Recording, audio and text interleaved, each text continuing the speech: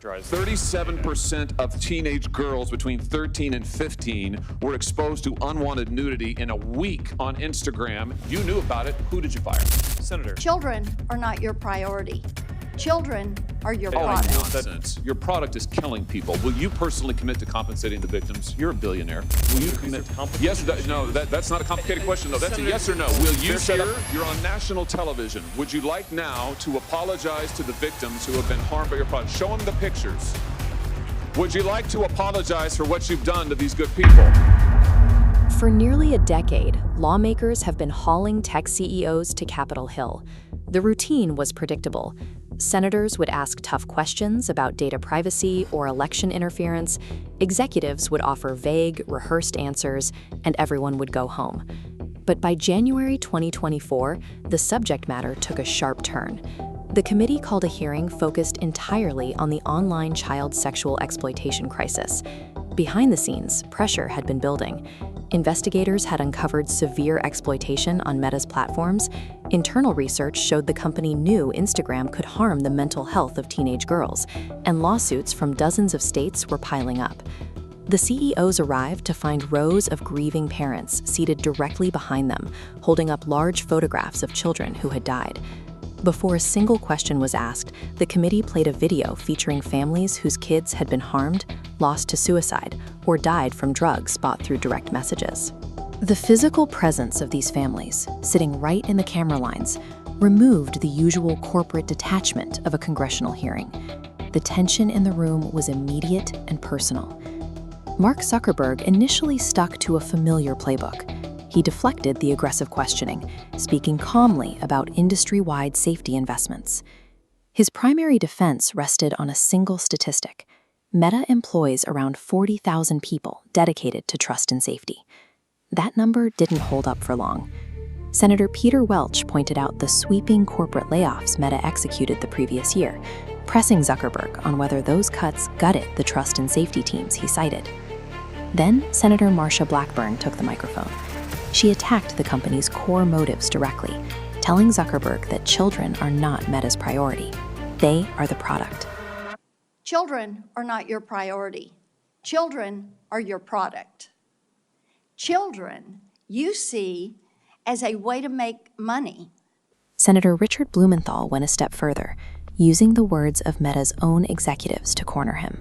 This internal email graphic highlights exactly what Blumenthal read aloud. He quoted warnings sent to leadership that they were failing on well-being issues, including an internal metric referred to as SSI, or suicidal self-injury. Senator John Kennedy followed up by questioning the illusion of user consent. He highlighted the absurdity of billions of people blindly handing over personal data in exchange for social validation. By sequentially weaponizing Meta's own internal data and communications, the committee completely neutralized the rehearsed 40,000 employee defense. The most aggressive confrontation came from Senator Josh Hawley. He cited internal metadata suggesting a staggering number of minors had encountered adult strangers on Instagram. 37% of teenage girls between 13 and 15 were exposed to unwanted nudity in a week on Instagram. You knew about it. Who did you fire? Senator, this is why we're building all Who these did you different fire? tools. Senator, I don't think that's... Who did you fire? I'm not going to answer that. Because you didn't fire anybody, right? You didn't take any significant I don't think action. it's appropriate to talk about like It's not individual appropriate. HR decisions. Do you know who's sitting behind you? You've got families from across the nation whose children are either severely harmed or gone, and you don't think it's appropriate to talk about steps that you took? Hawley pushed Zuckerberg on whether the company had ever financially compensated a single victim's family for what happened to them. When Zuckerberg offered another corporate deflection, Hawley demanded he turn around and apologize to the families sitting behind him. For a moment, nobody moved. Then Zuckerberg stood, turned his back on the senators, and faced the parents. He told them he was sorry for everything they had gone through, and that no one should have to suffer what their families had suffered. In that instant, the practiced executive vanished. He was left standing alone in a room full of grief, with nowhere to redirect the conversation. Let me ask you this. There's families of victims here today. Have you apologized to the victims? Would you like to do so now? Well- They're here, you're on national television. Would you like now to apologize to the victims who have been harmed by your product? Show them the pictures.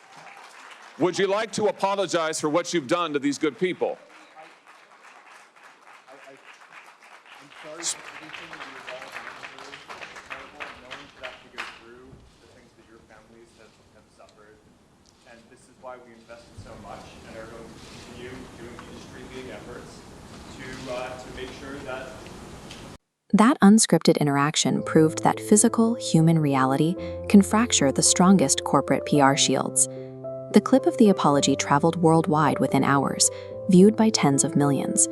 Some saw it as proof that public pressure could still humble powerful tech executives. Child safety advocates used the momentum, arguing that voluntary promises weren't enough, and pushing for legislation like the Kids Online Safety Act. Yet, the reality of Meta's response was far less dramatic. The company continued rolling out content restrictions for teen accounts that they had already announced prior to the hearing.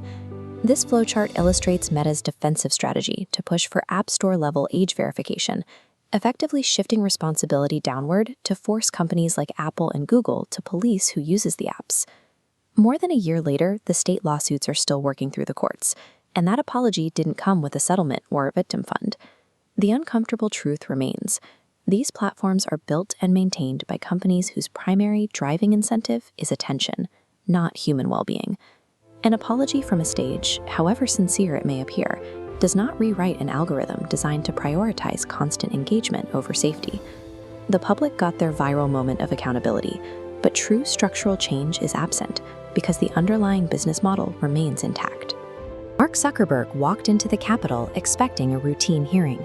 He walked out having lived through the most public, humiliating confrontation of his career.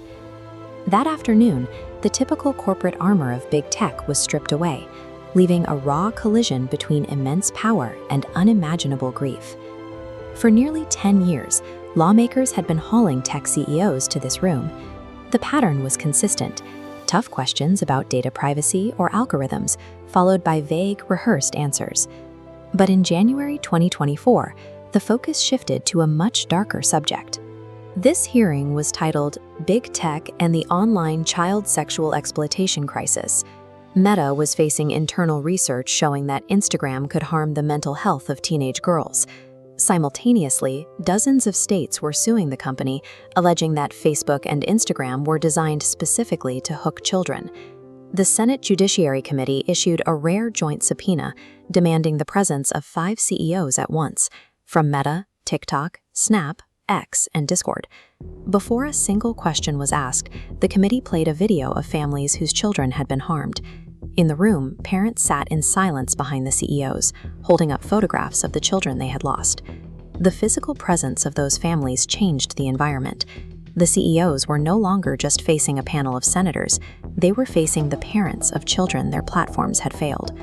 Senator Josh Hawley opened with Meta's own data regarding minors encountering adult strangers on Instagram. He pushed Zuckerberg on whether the company had paid a single victim's family for their loss. Zuckerberg avoided the question of compensation, instead highlighting industry-wide safety investments. It was just a familiar corporate deflection. Then, Hawley pointed directly at the families sitting behind the witness table and demanded the CEO turn around and apologize to them personally. Zuckerberg stood, turned his back on the Senate, and faced the parents. He told them he was sorry for everything they had gone through, and that no family should have to suffer those losses. For those few seconds, the rehearsed answers stopped. Zuckerberg stood alone in a room full of grief, with nowhere left to redirect the conversation. While the CEOs testified for 4 hours, that brief, unscripted apology captured the public's attention in a way the legal testimony never could. The pressure continued with Senator Marsha Blackburn. She delivered a blunt critique, telling Zuckerberg that children are Meta's product, not their priority. Senator Richard Blumenthal weaponized Meta's internal communications. He cited warnings from executive Nick Clegg about suicidal self-injury, suggesting the company's own leadership knew they were falling short on user well-being. Senator John Kennedy argued that billions trade their personal data for social validation, without any real understanding of the risks involved. Zuckerberg repeatedly retreated to his primary defense, Meta's investment in 40,000 trust and safety employees. But Senator Peter Welch challenged that defense. He pointed to Meta's recent mass layoffs and asked if the safety teams had been hit. Zuckerberg stated the cuts were spread across the company and were not targeted at that division. Despite the moment of public apology, the hearing demonstrated that Meta's strategy remains built on corporate deflection and the avoidance of direct accountability. Over 1 billion teenagers use these platforms worldwide. For them, these apps are the primary space where they socialize, compare themselves to others, and form their sense of self. This means a design decision made in a California boardroom ripples out into the lives of children across the planet. When a product feature prioritizes engagement, the human cost can be calculated in real-world exploitation. Within hours, the apology clip traveled across the same network. While some saw it as a moment of humility, others dismissed it as a hollow gesture that changed nothing about the underlying business model. Child safety advocates used the viral moment to push for harder legislation. They argued that voluntary corporate promises are insufficient, and that only laws like the Kids Online Safety Act can force these platforms to change. Following the hearing, Meta rolled out new content restrictions for teen accounts. They also began pushing for App Store-level age verification, effectively shifting the responsibility onto Apple and Google.